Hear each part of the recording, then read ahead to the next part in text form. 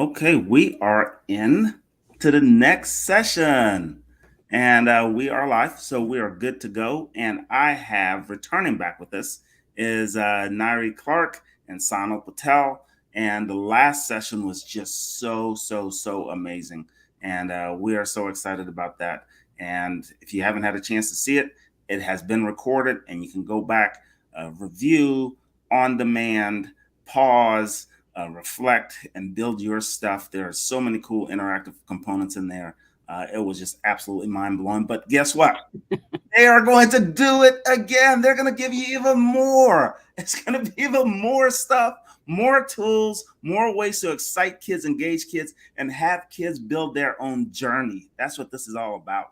We are just the guides on the side throughout this journey of learning for these kids. And we're here to help their parents, the community. And so we're just so excited. So, Nari Clark and Sana Patel, let's get this thing rocking and rolling. All right, we are going to present And we and love to rock and roll. Thank you. Thank you for the great intro. yes, Kentucky, we love you so much that Yes, we we are do. up early on our California time to hang out with you all, and it has been fantastic. So, Sonal gave you so many tools to help you and guide you through that HyperDoc session of ways that you can embed. Because again, we always start with our pedagogy, and then we're bringing those tools in. But here we are going to give you three of our favorites and go just a little bit deeper to capture your heart out with the different tools that we love and use so well. So, for these session outcomes today, we're going to experience some key features of Canva, Flip, and Adobe Express. Please believe us that each of these tools could be a day, a session all by itself. So, don't get frustrated if we move a little bit fast because we want to make you curious about the learning. So, we want to ignite, engage you with that curiosity to keep you going and to help you dig a little deeper, understand what the tools are that can be used to offer choice. Look, as we're displaying these different tools and introducing them to you, in the back of your head, think about ways that you could amplify someone's voice. How could you make sure that all those voices are heard in that space? Um, it will be able to engage and in transformative learning experiences using technology. So, technology is only going to enhance what's going on. So, if you are jamming, if you are able to really use it to amplify those voices and integrate it, it's going to amplify that. And participants, hopefully, you will experience lots of different ways to be interactive with learning and to really look at those different levels of depth of knowledge. How could you use it as a very low level, meaning just getting them hooked into it all the way and then using that same tool to climb all the way. So you have all different entry points using one tool. So we want you to know that as well. You don't have to go 0 to 60. You can take your time to build your way as you learn how to use it a little bit more strategically, as well as your students. Randall. Well, I tell you what, you guys are just the super rock stars and contributing to this United We Learn component that Kentucky is really pushing really hard and folks are really embracing because it's really about what they are and who they are. So every teacher out there that wants to learn how to apply more of this instructional technology, make a visible learning effect size a thing in your building in your classroom, taking a look at the What Works Clearinghouse, and then all of this supports the Kentucky Equity Playbook. So we're just so excited that the both of you are here to help guide us through this and keep people curious about the learning process. And I didn't do it any justice. I know the last session I introduced you guys, and I want to make sure that this second session, that for the folks who didn't see the last one, we have two of the most dynamic presenters in the United States. They are 50 states all over the place presenting. So they are just, we're just happy that they're coming to Kentucky to help out with this as well. And I know you guys do international stuff. And so you guys are just the absolute rock stars. And we're so glad to have you. And you're going to support some of this Kentucky MTSS process that we're using. the playbook, the equity playbook that's being used in Kentucky, where we talk about assessments, whether it's formative feedback, differentiation, or scaffolding, small group interaction and instruction with scholars or students, the standards alignment of Kentucky and how to use those, aligning your standards to the instructional technology tools. So many cool things are going to happen during this session, and I am so pumped and so excited. And one of the key components that we're also going to talk about is making sure that we take a look at the evidence-based components of what actually works, right? So we actually deep dive into some of this stuff. Over 3 million students around the world has data has been analyzed to figure out what actually works for kids, what ticks, right? Because in my mind as a teacher, I think I know, but the data tells the story about what actually works. So if we have an effect size that's over a 0.4, that means it works. That's in the visible learning study of over 300 million students, 108,000 studies across the world, and over 25 years of studying this stuff. So we're really going to take a look at that. And then the next slide, I think we're going to also take a look at the clearinghouse. So we have the What Works Clearinghouse. That is the gold standard for education in the United States. And it's all the vetted stuff that tells us exactly what works. So we're going to take a look at 3, 5B, and 7 in the green dots. And 3 is basically the combination of graphics and descriptions with verbal components. And 5B is quizzes and re-exposing kids to information. So we're not just talking about a quiz like test kind of quiz, but making it interactive and extrapolating information from the kids to see where they are and what they've understood. And number 7 is more of our deeper learning components by asking these really deep questions and allowing kids to answer questions how they see fit in whatever medium and mode that they have available for them. As we start talking about equity, it's, what's available for you. What do you think is the best way to learn? And with that, we also have the color code, and we did this last session with the color code where everything will be tagged, whether it's in the purple, in the orange, or in the green. So now you know that this specific tool goes with this what works or this learner effect size. This specific tool goes with this what works or learner effect size. So it makes it very easy for the teacher as a reference. So you don't have to go do all the research. It's already been done for you. It's laid out for you. It's aligned for you. And here are the tools that you can use to it. So now you all have to do is apply it in your classroom. So we're excited about this, and I can't wait for y'all to see some of the stuff that we've talked about for the last few weeks. Oh, thank you, Randall. So I will begin by introducing myself. My name is Nyree Clark. I'm a curriculum program specialist in EdTech and GATE. So for us down here in Southern California, GATE stands for Gifted and Talented Education. So I am able to support both of those. As Randall said, international keynote speaker and presenter, doctoral candidate, almost done. We're in year 3, 24 years in education. I have spanned from kinder to 4th grade. Like I said in the last session, I love the hugs and I like them a little bit shorter than me. They're still pleasant there. And I forget to put on there also adjunct teacher with Chapman University. So for pre-service teachers, which is, giving back, my ways to give back. And I have... Hello, everyone. I'm Sonal Patel. I always tell people rhyme my name with Ronald, take the D off the end, and you get Sonal. You can probably sense the accent. I am actually born and raised in the UK and moved over here 14 years ago to be in California with my husband, who is from here.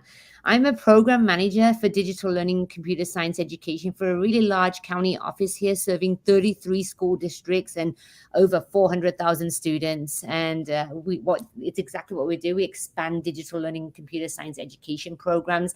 And a lot of that role is doing professional development, which is what I absolutely love. Speaking of professional development, I present not just in my current role, but really out there nationally, internationally.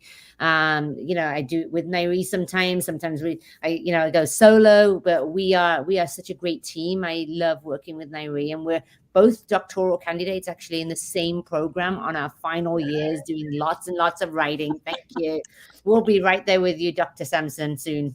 And I have Love it. worked in education for over 18 years. I started it as a teacher, then moved into administration, and then professional in the professional learning world.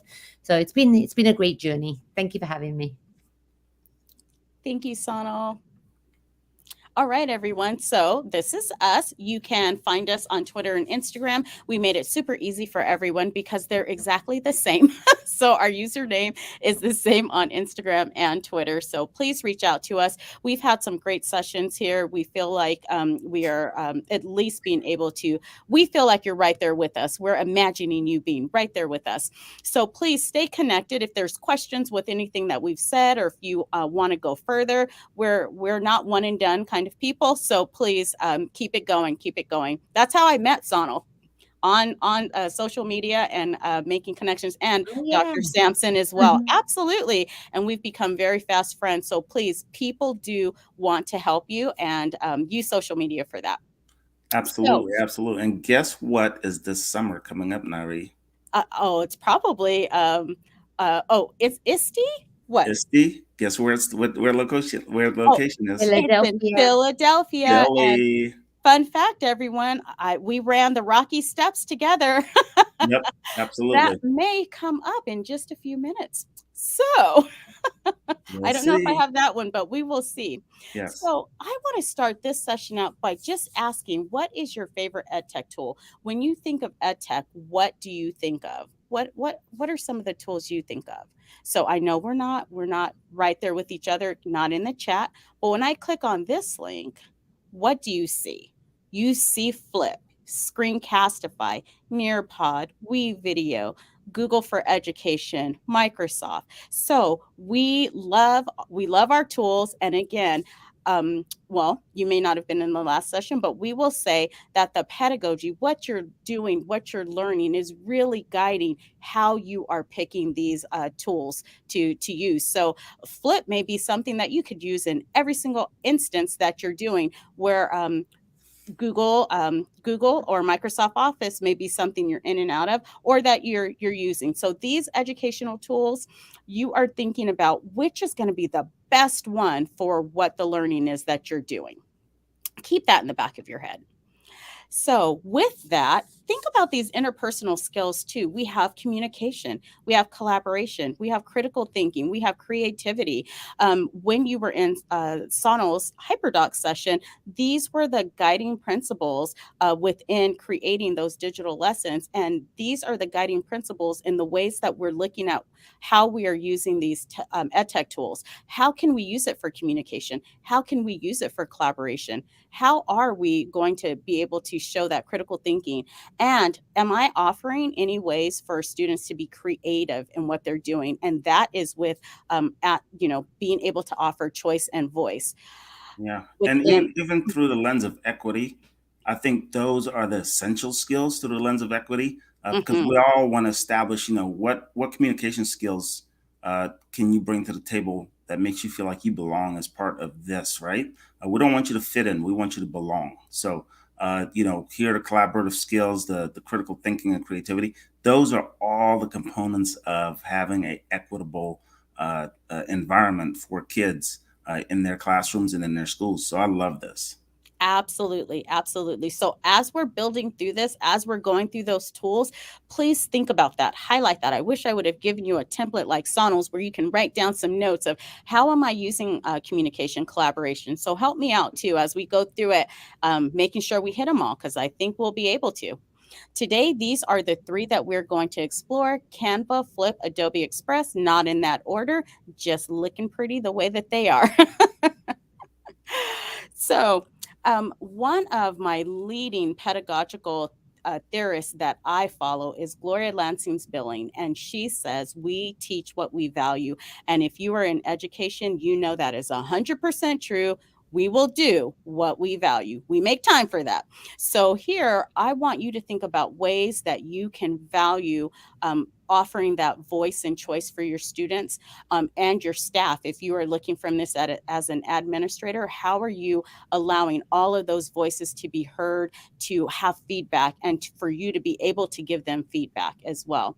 So we teach what we value, not meant in a negative way, but just acknowledging that whatever is valuable to us, we make sure we have time for. And with these tools, I think you're going to be able to find ways that you can value some of that voice in your space. Oh, I love that. I love that. And even thinking about you could even flip it to like the kid side, right? For We sure. learn what we value. Oh, yes. Oh, Yeah. yes. Absolutely. And So when so you think when about equity, it's all about my learning, right? So I'm going to learn what I value because it's from my perspective. I love it. Absolutely. That's how teachers end up teaching that same lesson every year forever because they value that lesson. So think about how you can revise or revamp or remix, as we heard in Sonals. How can we remix some of the things that we value to make sure that we are creating accessibilities for students and more ways to provide more equitable experiences? If it's lacking, we can always bump it up. So how can we? And like in what ways? So think about that as we're looking at these. When you see this screen here, when we talk about Canva, Canva is a digital design tool, right? But when I say digital design tool and I show you this picture, now you're looking at design report activities, design comic strip activities, storyboard activities, posters, talking presentations, brainstorming, graphic organizers. There is a lot more than just a design tool. So, as we go through this, I want you to really think about multiple ways because Canva has stepped up their game and they have really figured out multiple ways to combine those graphic organizers to allow students to become more verbal and to allow students to actually synthesize their thinking and share that with you and actually share that with you. So this lesson, this presentation is going to be designed in this way. We're going to explore, we're going to engage in something, I'm going to show you how to apply it, and then share it. So with that in mind, when you get this session, you're going to get this Wakelet. Now I know Randall has already taught you the wonderful world of Wakelet. He and I fight over who gets to do Wakelet because we both love it so. We love it that much. So I had to concede, okay, he gets Wakelet, but I'm going to slip it in. And here's how I'm slipping it in Yay. for you. So right now, when we go through Canva and you're like, okay, she's clicking all these links. Where are these links? Here are your wonderful links. So when I say explore, this is going to be the link for explore. When I go through engage in Canva, this is going to be the link right underneath it. So Sonal and I have created this Wakelet where we have Canva, all the links, Adobe Express, all the links, Flip with all the links. And this is where we'll show you later how you can add to this Wakelet if you have something that you'd like to share.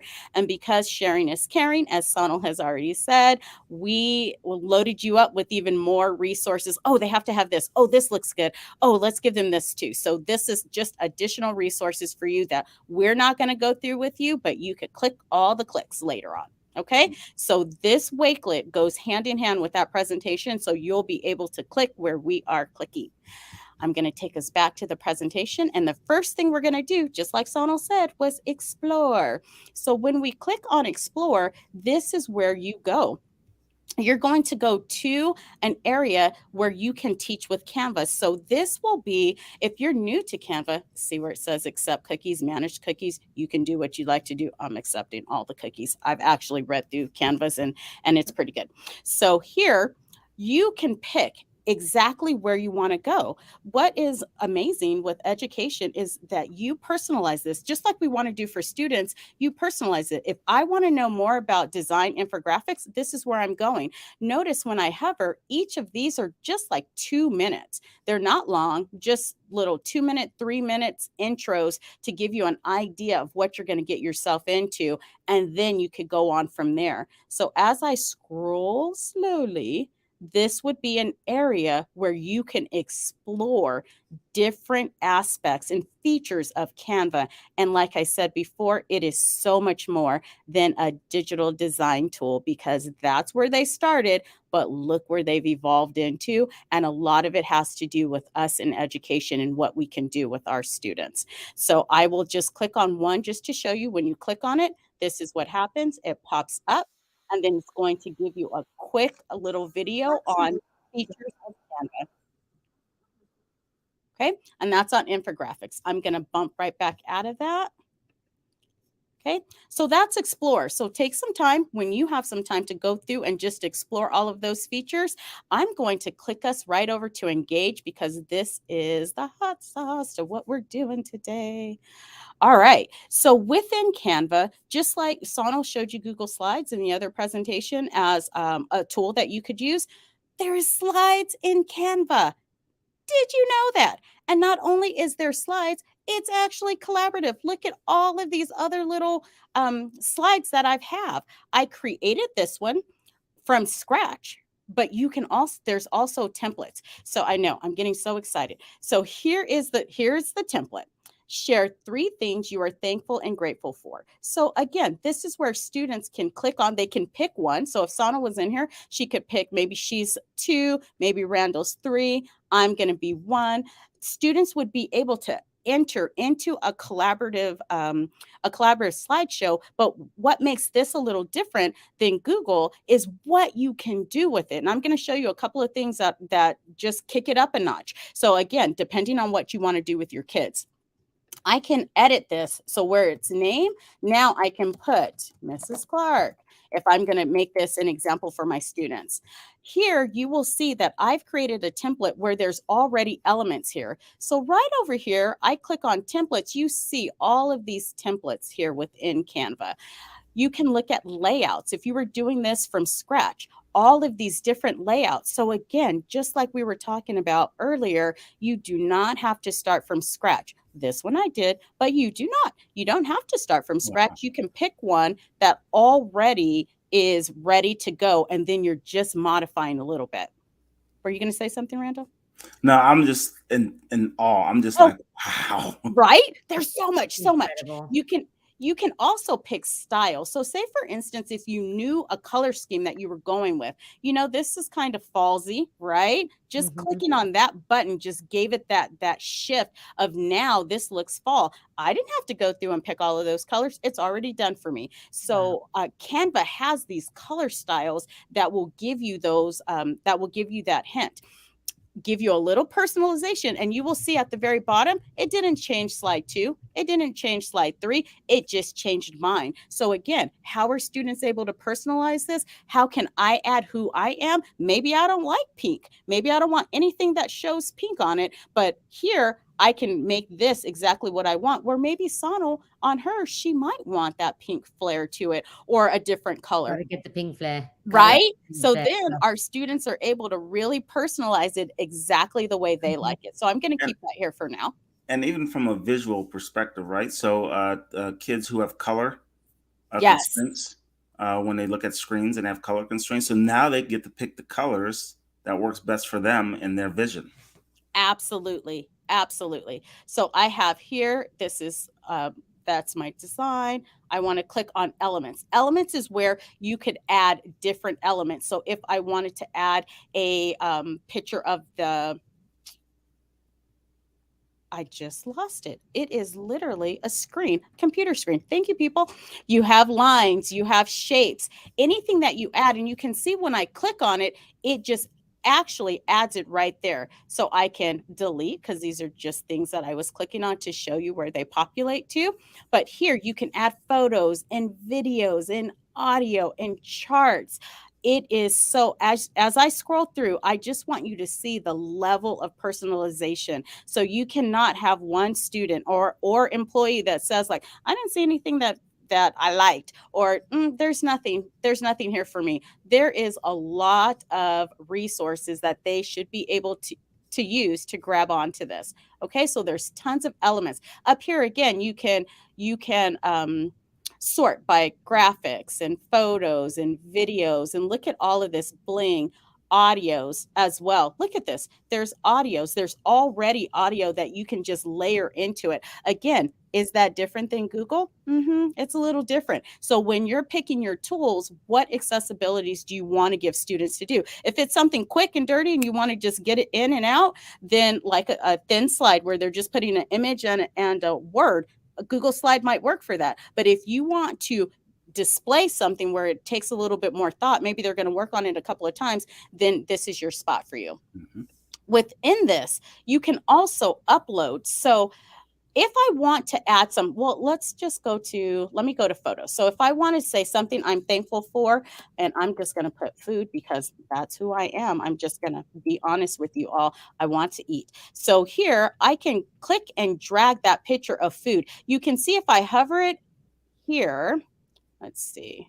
If I hover it in the sweet spot, it'll take up the background. Or if I hover it right on that area where the item is, I can pick where it goes. So the picture can take the background or it can take your element spot, right? So this is something that I'm thankful for. So you could, in here, you can do food. What I love about Canva, actually, here's my hack. I've been using Canva to get diverse student pictures. So if you are thankful for your students and you want to show the diversity, you can look through here and find diverse student pictures all through here for adults. So sometimes when you're doing presentations, if you want to show a representational presentation where your presentation looks like your class, you can go into Canva and pull some media. You might find things here, copyright free, again, that you'll be able to use without having to, in an easier way to do that. I can upload pictures. So if I want to upload a file, I can click here. It will go to my computer, and then I can upload files. For the sake of time, I'm just going to show you that I have some already uploaded. So I am very thankful for this woman right there. So this is us. We're at school taking a break. Go Bulldogs. So very thankful for friends. Again, I can also add a picture here. I am thankful for this person that has introduced me to this belt I've never been able to touch. So if you people in Kentucky have seen Randall and you've gotten to touch the belt, you're very lucky. I've not been able to touch the belt yet. One day. One day. One It day was will so happen. close. It was Yeah. so close. Yeah, and But I think I have it here somewhere, so I'll have to bust it out here shortly. of course, Happy I'm and for sure sure. you do. But just being able to show you all that you can upload images into Canva and then directly put them into what you're doing. And of course, your students would be able to do that as well. You can add text boxes here. So look at all the personalization within the text boxes that you could use. That was one text box here. If I just want to add, see if I'm adding, I can add a sub box here. And then I can click, let me click nicely, drag it right here, and then I could add food. And of course, because I'm sure you are all saying the same thing, that's really dark. I cannot see anything. You can change up here. Here's all of the personalization that you can do. Change the color. Notice here in Canva also, that picture that I pulled in, it's taking the colors from the picture and showing you, hey, these are good colors to use with that picture. The picture Sonal and I, these are good colors to use. So it also helps students to create very, very visually appealing presentations and graphic organizers because Canva is helping do some of the work. Don't just pick anything. These kind of go with it, and then you can go from there. You don't have to pick it, but just know that it's option there. I love that, and I think just from a student perspective, from accessibility perspective, right? So if I'm looking at the food picture and then I see the palette of colors, Mm-hmm. and I don't have visual issues with the colors, but I'm suspecting that a certain color will stand out more to that student, and so now that Yeah. student can just say, "Oh, there's the color that I can see that I need," versus I have to go find all of these. So it automatically helps students with that adjust. That's awesome. Absolutely. So I am, everyone, going to speed through this a little quickly because my love for Canva made me stay here way too long. So I just want you to see that there are some projects here. These are projects that I've already worked on that you could integrate. You can open up that project and be able to do it. Again, photos within Canva that you can look for. So stock images. You can also, our students, they could do emojis. What if it was emoji writings? Each picture was a different emoji that they had to put in and then describe or talk about that. That's another graphic way for them to add this personalization right into it. If you have school logos, this is my school logo. That is something that I could already just have nested there and then be able to use from that. When you click on that more button, it's always going to give you more. So again, these are more things from Canva that you could use. QR codes, integrating with your LMS, Google, Microsoft, being able to, again, Bitmojis, always check with your IT departments on the tools that you can use. Got to say that from EdTech Lens. YouTube, all of these things integrate. But I do want to show you this last part right before we go. Look at this that says record yourself. As Sana was saying earlier, if I click record yourself, I can allow permissions, use the microphone. You guys get to see I'm really at work. So I can click record. It's going to count down. Okay, everyone, on this slide presentation, I want you to share 3 things you are thankful and grateful for. 'Tis the season. I click stop. And now look at this picture. Here is my little picture. Ah, stop talking. I could have clicked turn camera off and then it would have just showed a Bitmoji. So depending on what you want to show for your students, I'm going to click save. Oh, there we go. Save and exit. Where is my picture? My little upload should have saved right on my, oh, there it is. There it is. Let me stop her. She wants to talk so bad, and I just want to resize her. All right, so I just want to resize her and move her over. But what I wanted to show you is just that layer of accessibility. Think about that. You could, when you're creating your template, you could add your voice into that again. So, and then duplicate it. So each student would hear that they would already have those directions. So again, we're adding that layer of accessibilities. When you're thinking about which tools to use, that may be something you want to use that will take you to Canva instead of going to a Google product or just a regular slideshow if you're not able to do that. Again, you can upload videos and audio. I'm going to go back to the slide presentation and just let you see that here with apply, this is where you could actually go into Canva. So just a quick look at the dashboard here, templates, projects, being able to look at, for us, anyone on social media, creating social media and flyers, that's what sent me to Canva in the first place. That's what I started using it for. I just started using it for educational purposes. So again, sometimes you're using an educational tool because it's what's best for you. And then you learn how to use it in a way that's going to hook our students. Let me go back to the slideshow and share. So here's where I want to show you on that share button. When you have the Wakelet, it is going to allow you to actually paste a link right here. So when you are ready to share anything that you're doing, just like Sonal said, it doesn't have to be right now. It could be in time. You will have this resource. You can share your link right here and share what you've learned in Canva. So I am going to unstop sharing so that Sonal can bring our next one with you. I want to show you, everyone, before that Adobe Express. So what makes Sonal so amazing is that not only does she do all the things that she introduced herself, she is actually, if I say this incorrectly, help me out, Sonal, but an Adobe Express leader? Almost. Adobe Ah, Express Creative Leader, which is a program they just started this year after they moved from Adobe Spark, which you might remember it as Adobe Spark, to Adobe Express. So all super right. exciting to, I'm so excited to share, as you can tell, Adobe Express, which is actually, I want to say it's really similar to Canvas. I'm sorry, Canva, but it has some other unique features in there. I like both. I mean, sometimes when we just engage our kids, I know Nairi stressed, teachers using it as a different way to engage our students. She also talked about how students can use this how students can demonstrate their learning in multiple different ways. How Dr. Sampson talked about how they can create backgrounds so that they can truly get that full experience that meets their learning needs. Well, Adobe Express allows you to do that too. So let me go ahead and share my screen. I'm so excited. I just cannot wait to share about this. Okay, so the best thing about Adobe Express is that as of this year, actually a few months ago, it became free for all educators to use their premium products. Yes. The only thing is, there's one caveat. Your IT department in your school districts would need to do a few deployment strategies to be able to get you that free platform. So they just have to toggle a few buttons. And that guide, in order to be able to do that, is actually in the Wakelet that Nairi just talked about. So it's also linked into this share section. So I'm going to start with just showing you a little bit about Adobe. You already saw the description. Hold on, let me get to slides. You didn't need to see that.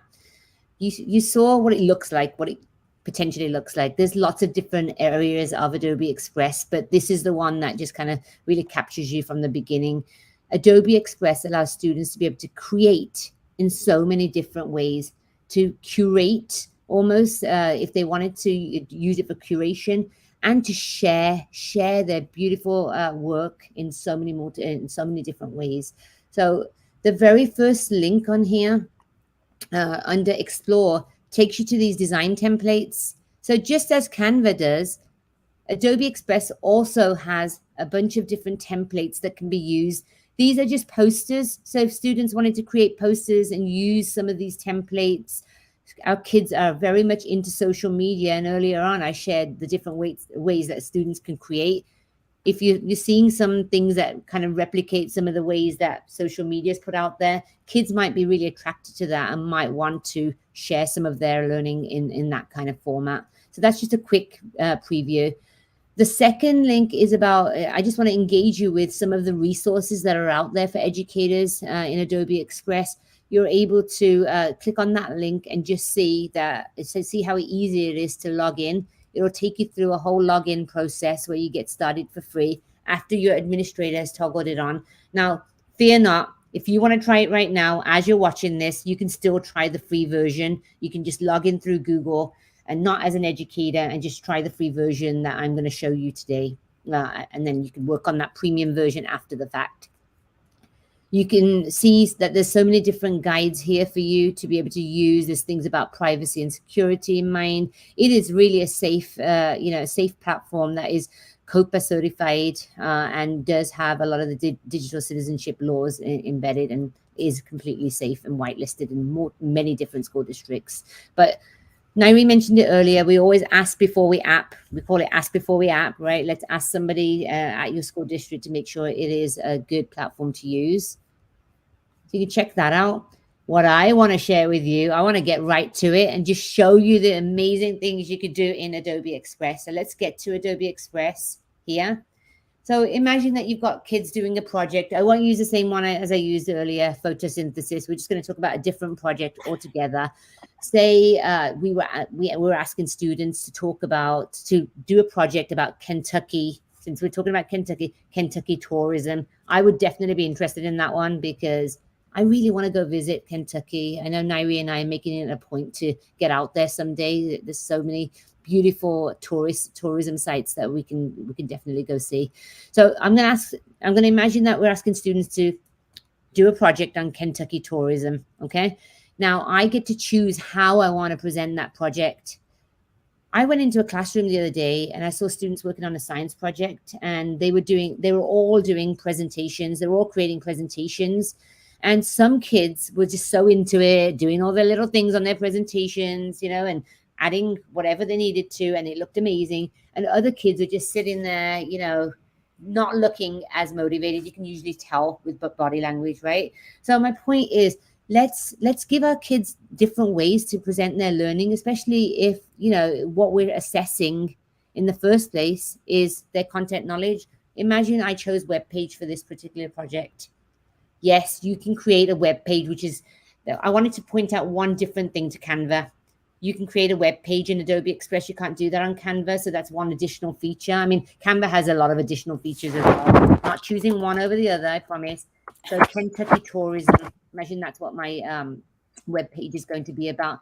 We're not talking a fancy website. We're talking a nice, simple, which is why I think this is really accessible. It's very simple, and it has the buttons here and what you might want to add into your web page, right? So Kentucky tourism, all about Kentucky.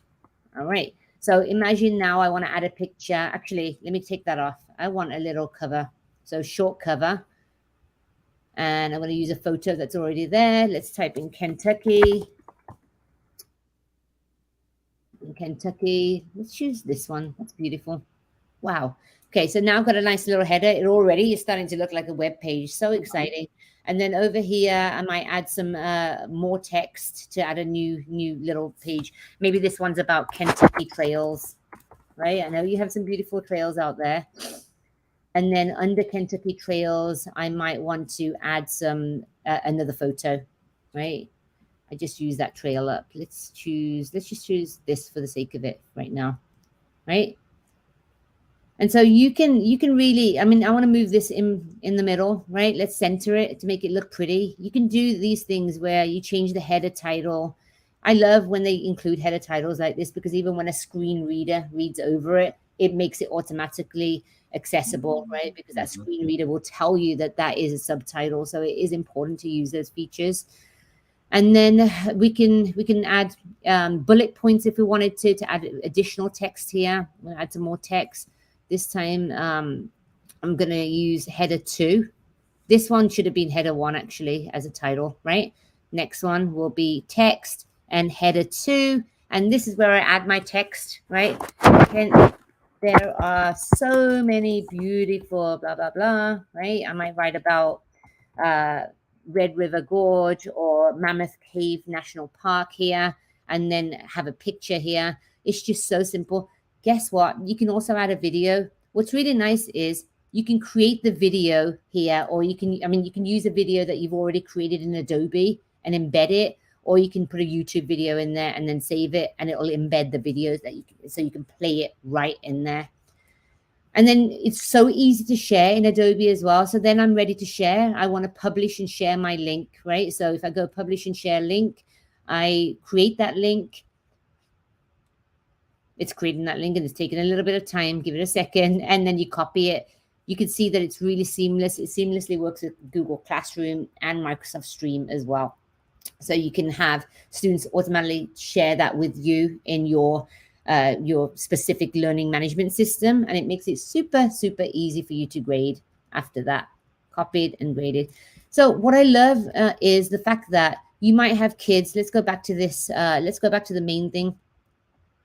Right? You might have kids create a web page. You might have kids create an Instagram post, a video about Kentucky. You might have them, create a flyer. There are so many different things that they can create. And when they share it with you, and they might share it in different formats, as I said, you've got a variety of different projects there that makes it not only engaging for you, but engaging for other students to see, for other students to comment on each other's work and to present their work in so many different beautiful ways. So Adobe Express allows for creativity. It allows you to curate some wonderful, projects there. It allows students to create projects, and it also allows you to share. It's just fantastic. Anything else you want to add, Dr. Sampson or Nairi? Yeah, I love the fact that kids have the ability to share their work with each other, right? Because that's the big part, is the ability to share your work with your peers and have that interaction and that reaffirmation from your peers. I think that's also great. Yeah. I And think so, yeah, go on, Nairi. I Sorry. was going to say the simplicity of the web design is fantastic. Really allows for personalization that I could see being used for portfolios, writing portfolios. Like when I saw that, I was like, ooh, that would be a great way to use that. Absolutely. It's just a great way to motivate our students as well and engage them in a different type of learning experience. So, just imagine you gave kids a choice of Canva or Adobe Express. Some people might prefer one over the other. I do prefer this over that, but Nairi prefers Canva over this. So it all really depends on our unique learning styles of our students, and which ones they find to be more comfortable. And, imagine if they went back and forth as well. So lastly, I just want to quickly share that on Nairi's beautiful Wakelet here, there are some resources for each of these areas. So please feel free to refer back to that. And with that said, I have to turn it over. But before I do, did you know that Nairi Clark has helped me so much with Flip, which was Flipgrid? She'll probably say Flipgrid a few times because we're all not used to it. But she's also a Flipgrid certified educator. She's absolutely amazing at using Flipgrid. She uses it to engage so many people. Where there's Nairi, there is Flip. So I'm going to go ahead and stop sharing. That is so awesome. I'm gonna take that. Yes. All right. I am going to take that. And yes, Flipgrid actually came to our school. So they were driving their bus. They came to our school, and everyone in Kentucky, we are going to move like fire to get to get through Flip. So I just want to show you this is we started a podcast within my school district, and we used Flipgrid to actually ask the students, what does student voice mean? What does student voice mean to you? And all of the students from kinder, I can't say the name, but preschool, all the way to our 12th graders entered into this one place, and we pull those different videos to add to our podcast. So this is a group that I just wanted to share with you. So when you go into Flip, you're able to join with, again, Microsoft or Google. I'm going to join with Google. I'm going to join with my work account because that's where most of the work is. They're totally getting me in here. Cancel. Okay, so I wanted to show you one of the ways that you could introduce Flipgrid if you've never used it before. Let me back up a little bit. Flipgrid is a video discussion platform, everyone. That's what it is. And with that being said, you can use it so many different ways. So one of the ways that I introduce it to people is by doing a flip hunt, a scavenger hunt, if you will, in Flipgrid. So as you can see, all of these different funny videos, right? I will ask them to use the tools in Flipgrid to do different things. So it's engaging because it's funny. Right flip and this was when it was called Flipgrid, but right flip with your left hand and video yourself doing that. So please explore this Flipgrid because it's going to show you different ways that you could use the tool. Also, if you can see, here is pixelation. Some of our students do not want to be seen, especially our upper grade students. So you can pixelate. One of the best things to do is a strategy to do is to pixelate yourself and read as a certain author, and the students have to figure out who that person is. So that is a great way to explore for Flipgrid. For Engage, I want to show you, this is what I want it to do with you, is to go through groups and topics and shorts and discovery. So we'll see how much we can get through, but I definitely want to show you how to actually use it. So let's see how close we get to that. Also, let's look at apply. So in the apply section, I'm going to log in. Let me make sure I'm logging in with, yes, it's logging in with my work account. Look at this. These are called groups. Think of a group as a file folder, and the topics are the little pieces of paper inside the file folder. So as you can see, you can actually create groups within Flipgrid, and you can connect other people with those groups. So as I just scroll through, you can see different ways. I've used this for my college students, and we had our own Flipgrid topics. And let me show you here quickly, when we did a Flipgrid, you could use this for curating those responses. So within this, students were able to do a project and upload all of their projects to me and actually verbalize what was the learning, what did you learn in there. And then I had other students go in and listen to those projects and offer feedback. So again, it's another way for you as the teacher not to have to do all the work, but you get all the students communicating, collaborating with each other, critical thinking because they're synthesizing their learning, and being creative in the way that they're sharing their learning. So if I just add to this, I'm just going to quickly add on to this, just so you can see. When I click add response, let me click allow. Again, it's going to take off that background so you get to see my wonderful workspace. But here, I want you to see that within the video, when I click over here, it's going to show you all these different ways that you can filter. So you can filter in what you're doing. So again, personalization. You can change it. Again, if I don't want you to see my workspace, but I still want to add to something and add what we're doing, I can pixelate it and add it in this way and still be able to record on top of it. This is great for podcasting. If you don't want to podcast and add the different extensions, you could use Flipgrid to add those, to have your students come in and share their voice without being seen. So that's on this side. Over here on this side, you can actually click on backdrop. So what if you wanted to add a backdrop to this flip? So here is my background. I can add a background to it. I could blur it. If you want to add a blurred background, you can also screen record. So as Sonal showed you how to use Screencastify in the other session, you can also use that aspect right in Flipgrid. So notice how a lot of these tools are starting to embed other features from other tools into their product. They want you to stay right there. So now you can screencast within Flipgrid and you don't even have to leave Flipgrid. So you could do that as well. I want to show you also over here. These are also other features that you can use to add to those accessibilities. So you can add text box. So I can add Nairi. So students can add themselves to it. We've had in college, we've had Flipgrids where we've had topics that we had to discuss about readings that we've done. So you can add that. Parents can come into a Flipgrid and add some information to you. Maybe it's maybe they're introducing themselves and adding something that makes their family special, and then other students can read that. You can add a drawing. So if it's math, you want them to look through math, they can actually be able to look through math as well. You can add stickers.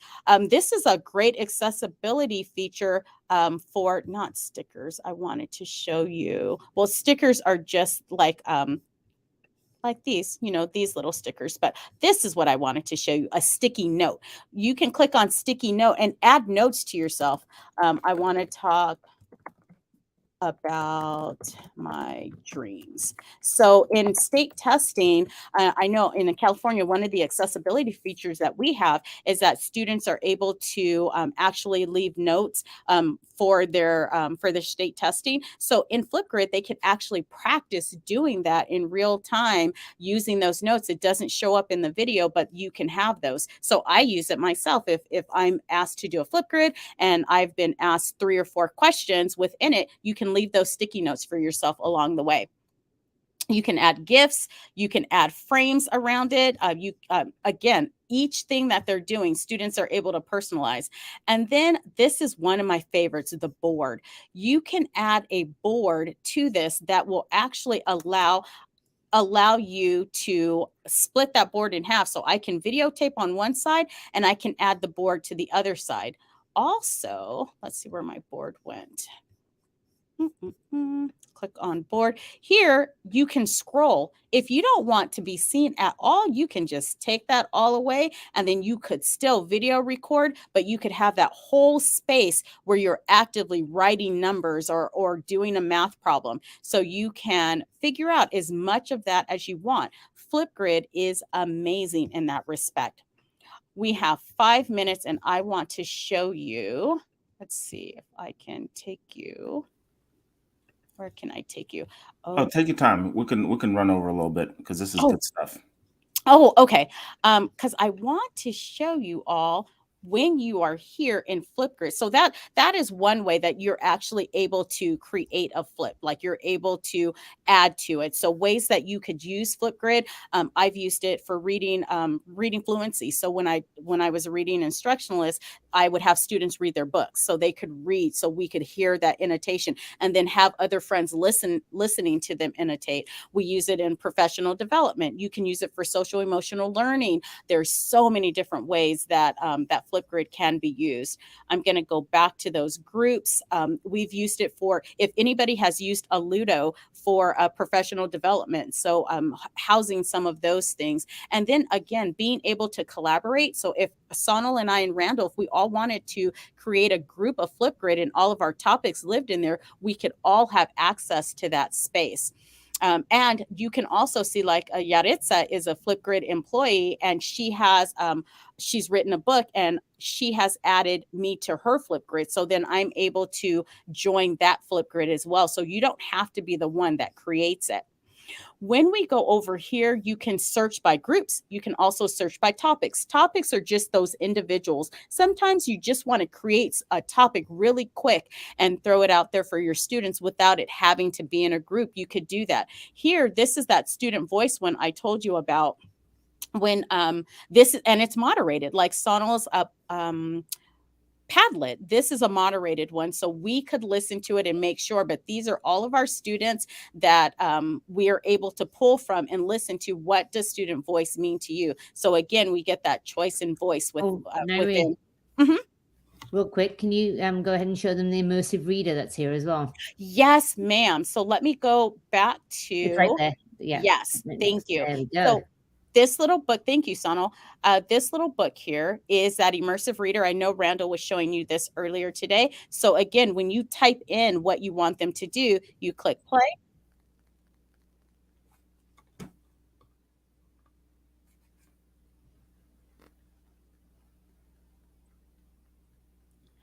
And did you notice that the screen reader picked up those emojis? So again, being strategic and purposeful with when you're using those emojis, knowing that if someone is listening to it with the screen reader, they're going to pick that up. Here, when you use immersive reader, when you click on the A, you can change the text size. You can change the space, the increase spacing. You can change the font. Elementary teachers love them some Comic Sans. You can change the background. So Randall was talking about contrast. If you have students that need that contrast, that's where they'd be able to address those accessibilities. When you click here, this will allow you to, if again, when I was teaching reading, I could break up those syllables when we're talking about syllabication with students, being able to show them those syllables, parts of speech, verbs, all of those. You could show the labels to, let's see if I have, there we go. You can show the labels too, why, it's adjective, this is why. So again, if you need those modifications for some of your students, that is a great feature for them, especially in reading. Thanks, Sonal, for reminding me. Oh, and yeah. Here is our book with our line focus. So maybe you need that one, you need the focus on the lines when they're reading. If you just want to work on articulation, also this is the big ticket item, is that translation. So if like in Wakelet has immersive reader, also as well as Flip has immersive reader, you can change the language. So our parents and can change the language. So now you're adding that accessibility. You can't say like, I don't speak the language, so I can't get it translated. Now we're offering them a tool that will allow them to meet their needs in that area. And you don't have to find, the various languages.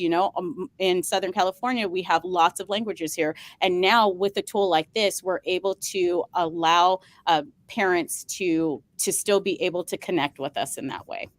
Is there anything I left out, Sonal? No, that was beautiful. I just love that feature. Yeah, because many of you know that Microsoft bought Flip, so a lot of the Microsoft integrations, their accessibility features are brought into these platforms. I absolutely love it. Thank you. Absolutely. And then I'm just going to show you all some really quick highlights within Flip. I know our time is almost up, but this is what I wanted to. You're good. You're good. Take your time. Okay. What I wanted to share with you is when you hover over here at yourself, but first of all, let's look at the notification. This will let you know when some of the people that have added you to their Flipgrids and their topics and groups, you have that notification that something's happening. Look here, pending approval. So I have on my moderated topic, I have not addressed this student. So if you've given your students a topic that's moderated, because maybe it's something personal, you just want them to have that conversation, with you, but they can do it asynchronously. That's the other thing. Flipgrid is a tool that they could use if it's 10 o'clock at night and something went down, something happened, then they can jump onto this flip and have that discussion with you. Hey, this happened. This is how I'm feeling. If you have created that culture and that brave space where students are able to have that conversation with you, then they can jump onto a moderated topic where they know only my teacher is going to see this and not everyone. So I would really encourage you to have some moderated topics and some open topics so that students will start to build that trust that some of their conversation is going to be private and some of it is for everyone to see. Within it, you can also click on camera. When you click on camera, that's just going to take you straight to the camera, and boom, you can just start recording right away. So if that's something that you needed to do, if you wanted to quickly send like a screencast and you weren't going through Screencastify, when you click on the caret going down, this is where you could look at the discovery space, and Flipgrid is fantastic. These are topics that are already created for you. Look at these topics that are here. Flipgrid has Flip. She said I was going to do it, Sonal. You are right. Flip has partners. So when Sonal showed you Wonderopolis, Flip partners with Wonderopolis. They have topics already created. Look at this. Tinker for schools. They have lots of, where is the one I want to show you? There is kindness matters. These are trending topics, but these are some of their partners where you can click on them and then you will be able to see some of the topics that they already have created. You can also look at creators that just crank out lots and lots of topics. And believe me, when there is a topic that you want to use, so say it's Journey, if I click on hers and there's one for Thanksgiving break, I could add this topic to my group. So I can add her topic that she's already created. I could save it into one of my groups. I'm going to put Naire's personal topics. I'm going to click save to group. When I go to my topics, now it lives there. And now I can click on hers and I can edit it. So let me go back. Nairi, Yes. you've got to show them on Discovery Library that they can also click on subjects, right? So if you're a language arts teacher, they can choose language arts, and they'll see like a bunch of different topics for language arts or math or science. There's just so many different things that you could potentially do on Discovery Library. I absolutely love that platform, and the nice thing about Discovery Library is also that it has a variety of different topics that are updated daily. Talking daily, you have new topics that are shared daily. But yeah, here we go. There we go. So here is your subject. So you can change your subject. You can change the community. So here is where you can, pick the one that you are looking for, language arts, and then you can look and search through. Look at this, 693 topics just in that filter alone. So yes, Discovery Library allows you to look through these areas, these topics in Flip that where there are topics that are already created, and you can also be a person that creates too. So this is a growing community, and there's so many of these topics because we all share, we all are adding to that collection. So yes, and also for administrators, there's topics for you, and also if you are at the college level and you're adjunct teaching, there is topics there for you as well. So in the Discovery Library, you can do that. Thank you for sharing that too, Sonal, showing the search. Absolutely. You can also, I want to show you Grid Pals before we leave, because this is the magic. We talk about communicating, collaborating. Look at all of these little dots being active. Let me click active. Oh, that's because I didn't make myself active yet. How am I not active? Okay, let me zoom out, zoom out, zoom out. Every place that you see a green dot is an educator that is waiting to connect with you on Flipgrid. So one of our teachers in my school district was teaching Diwali. And did I pronounce it correctly, Sonal? Yes. Yeah. Okay. And yes. And so instead of looking at her little We Use Wonders booklet, she connected with a teacher that was actually in India, and they had a Flipgrid that was private. Only their two classes were in it. Yes, time zones were an issue. One would post one day, but then the students would post the next day, and they had a conversation of learning. Do you think those kids learned more from that real class than they did from that little book? Heck yeah, they learned a lot about that.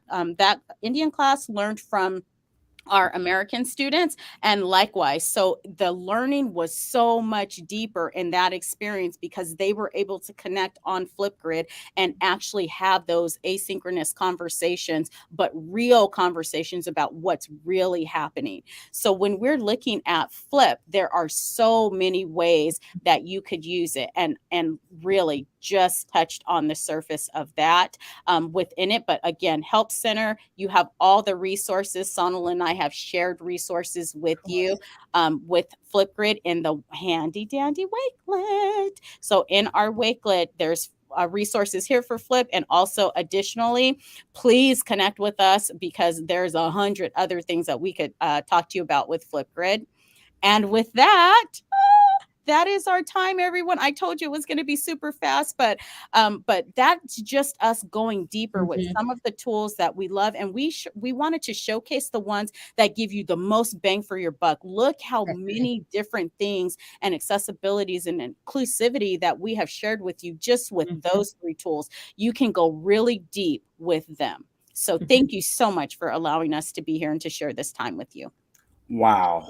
Wow, wow, wow, wow, wow. So if I'm an educator in the great state of Kentucky and I see all of these cool tools and the way that you can use them in your classroom, and you don't have to do everything, just try Mhm. one and dabble with one and see how successful you are with it. And if it doesn't work, keep trying it. Don't give up.